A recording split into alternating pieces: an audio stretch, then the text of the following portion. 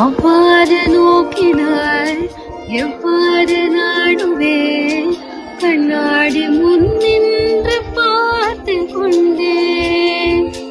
ஒன்றாகச் செய்திட 100 நாடகம் ஒத்திகைகள் செய்து எதிர்பார்த்திருந்தேன்.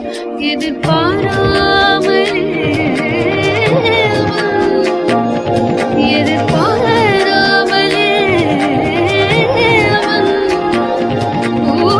விட்டிருந்து வந்த என்னை கொம்பரமை சுழற்றி விட்டு உலகுண்ட பெருவாயில் என்ற வாயோடு வாய்ப்பதித்தார்.